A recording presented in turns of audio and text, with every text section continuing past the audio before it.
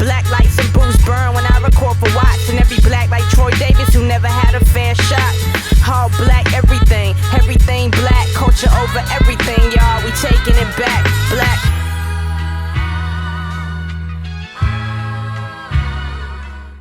In September of 2015, Duke University professor Tsitsi Jaji reviewed Ed Pavlić's book, Who Can Afford to Improvise?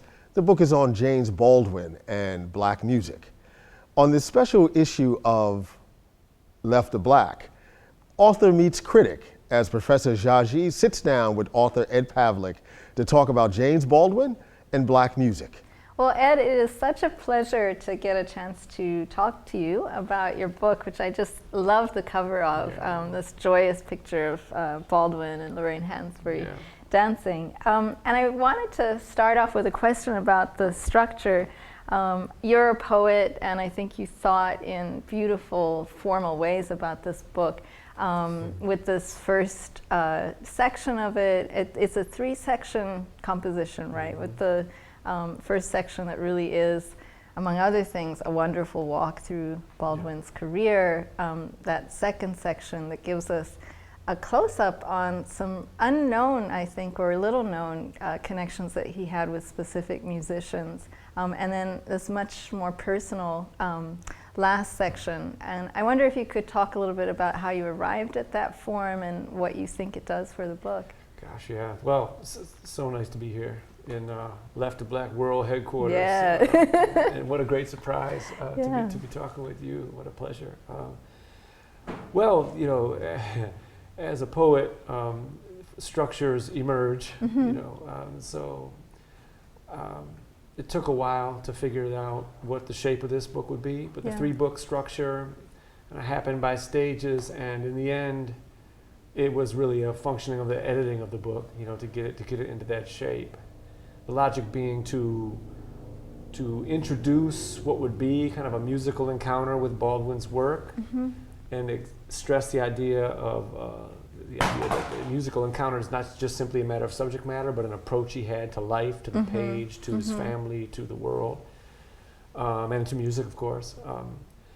So do that, and then kind of re-narrate the itinerary of his career in a certain way. Yeah. In a way that has something to do with period by period history, chronologically, but also in a way that's sensitive to how, in lyrical ways, chronologies are nonlinear. Yeah. You know? And so there would be moments in his life, say in 1975, which echo very, very, very, very strongly and with great proximity something in 1955. You know, that's closer than 1972 then. So those chronologies. So to re-narrate his career, to stress that complexity, I suppose, was the aim of the first book, and I'm really happy about how that came out. Yeah.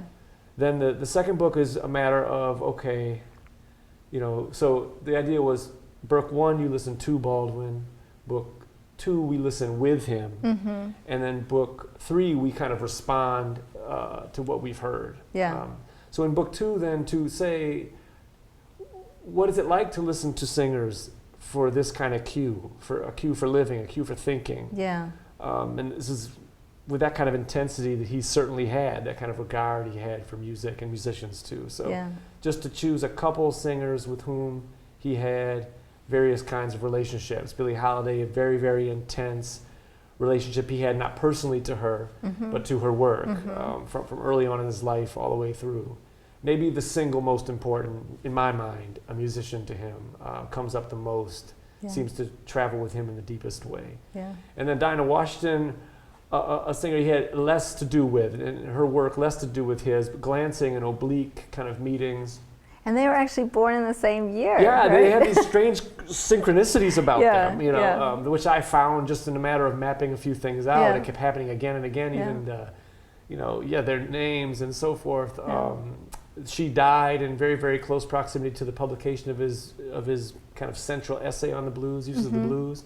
Yeah, I want to talk about that. So very, very, very interesting, but kind of, I don't know, unsystematic, improvised kind of relationship between them, even though I think some of what she was doing as a vocalist in the blues provided a very interesting way to look at some of the ways he approached just even the rhythm of his own sentences and things like that at that level. And then I had, while at the Du Bois Institute, while I was working in the archive at Harvard, I had this discovery of this script of the Hallelujah Chorus. It was in the archive there, about which I had read the title of, about which I knew nothing more. Yeah. About which no one knows anything more, because that's all that was out there all these years was the title of that book. So that became a really happy and interesting accident that had to take place there. And then, so that was a collaboration with Ray Charles that was actually staged, right? That's right. So there was in July 1st, 1973, the opening of the Newport Jazz Fest, which they had also bridged into New York City to perform in venues around the city.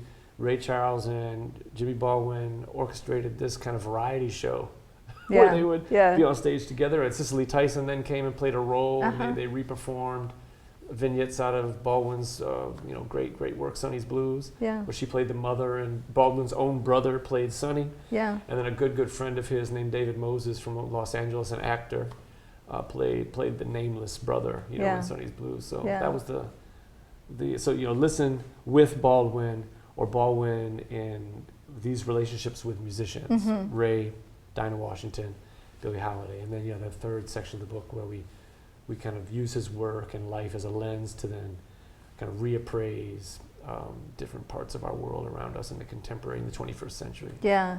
Well, I love what you do in that final section, because you really show us how major of a thinker Baldwin was, and really an essential philosopher, some of the problems of the 20th century.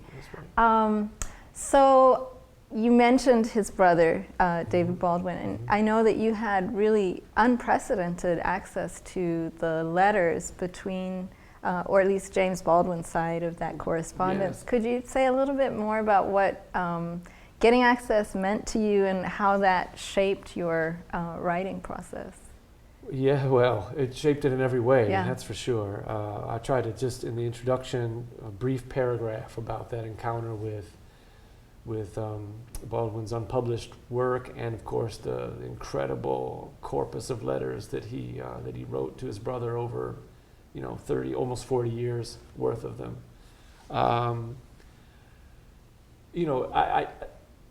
I talk in the book about the grain of a voice, and it's a phrase we get from Roland Barthes, the idea of a singer not just importing a message, but in the lyrics, in terms of the content of a song, but the style, the vocal timbre, the quality of a song, the quality of a voice having an importance all of its own. And the way history is mobilized in that erstwhile ineffable kind of quality of a singer's work. And similar things can be said about a writer, of course, because there's a grain in a literary voice. And so all those hours and years really I spent writing, ordering and editing and typing and then reading and really studying, kind of meditating on the story he told to his brother about all that was going on in his life during all those years. It really did amount to a kind of encounter with the grain of Baldwin's voice, something clearly identifiable in the published work, but something also distinct from it. Part of in the Billie Holiday chapter, I paid attention to some of the rehearsal tapes that she did. And just thinking now, it struck me as that kind of thing almost. It's Baldwin backstage a little bit. In fact, I was thinking it for years as back page, this is what Baldwin was writing on the other side of the page. I love that. So one of the things that you worked through is an essay that we really didn't have easy access to until the publication of Cross of the Redemption in 2010, and that's this essay, The Uses of the Blues, that you've mentioned a few times. Can you talk about that essay and maybe what Baldwin teaches us to see in his work as a whole through that essay? Yes.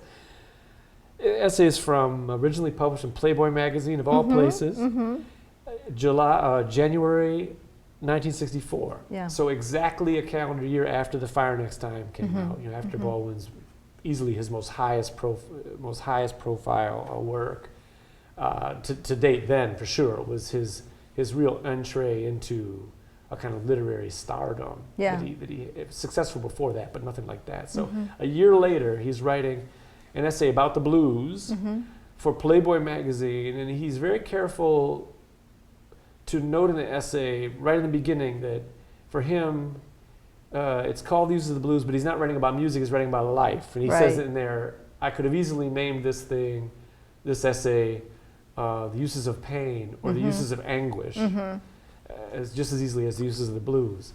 And so just to think about, you know, Playboy magazine, like the hedonist Bible, and here's Baldwin writing about the uses of pain, you know, in this you know, magazine dedicated to male pleasure. Yeah. So there's a polemic in there, of course. Yeah. And the venue seems strange, but it makes a kind of perverse sense almost that's where it appeared. Yeah. And so, you know, in that essay, he really is trying to say that something which he says is very un-American at the time, at least, and that is that one can't really afford to walk the other way from one's vexing experiences, from the things that one's afraid of, from the things that cause pain. Yeah. There's a worth and a wealth to one's traffic with those dimensions of one's experience and the world, which one, you know. So in modern and rational terms, we're taught to maximize our utility and you know, seek self-interest and avoid pain. And he's saying, you know, the gauges for that kind of orientation to the world are all askew. Have a lot to do, he would find out, we would all find out in the next 20 years. Well, not all of us. Many, many millions of people would be finding out in the next era of history that whole rationale for the modern subject had everything to do with colonialism, had everything to do with domination and pain of other people. So one of the ways people became able to avoid their own pain was by making sure someone else was handling it for them. Yeah. And so, of course, for many people in the colonized world, African Americans in the United States, those kinds of avoidances weren't possible at all. And so there's a deep cultural logic that accrues in the community to how to handle this if you can't avoid it. Now what do you do? Yeah. And you best not be silent about it. So he's saying, you know, what we have really here is a cultural legacy of incredible strength, incredible invention, and really wealth. Yeah. You know, a thing to draw on, not to spend, not to waste, not to squander, not to misunderstand.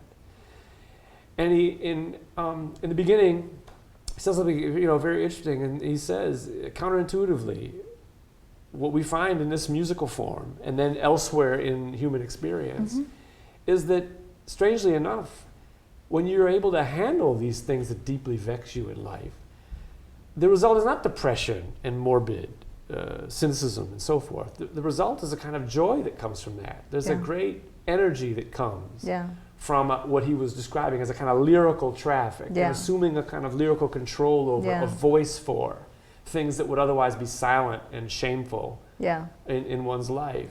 I think that's one of the reasons I love this image here is because he talks about that's the access to this joy and incredible engagement with life. So I guess I'd like to wrap up with a question about the lyric, which I think you come up with a really important broadening of our understanding of, and it comes through in part the ways Baldwin saw musicians as poets, but also art as taking possession and doing something in the world.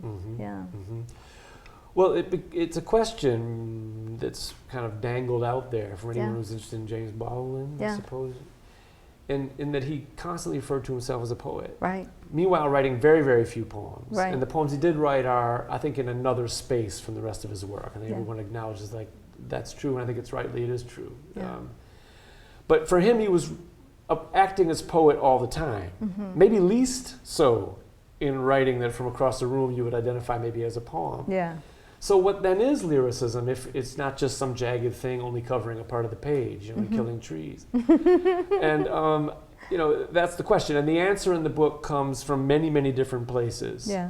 But it's a you know, a kind of propensity of language to handle structures of separation, structures of control, which have a certain utility in our lives, but also have their limitations. And so in lyrical life, in lyrical work, in the lyrical mode, all kinds of phenomena which are understood as distinct and separate become fluidly entangled and joined, maybe in conversation in ways the world of prose, the world of rational control, Yeah. all those things wouldn't allow, or would have already so highly systematized as to, you know, limit the occurrence of what could happen. Yeah. In whatever situation. It Yeah. strikes me that sense of lyricism is at the heart of what it means to improvise. There it is. Yeah, and I just want to thank you for the work that you've brought to us in this book. Pleasure, It's been pleasure. such a Thank you so pleasure to much. talk with you. There's so much more we could talk about, but Yeah. that's why people have to read the book. That's yeah. Black lights and booze burn when I record for Watts. And every black like Troy Davis who never had a fair shot. All black everything, everything black, culture over everything.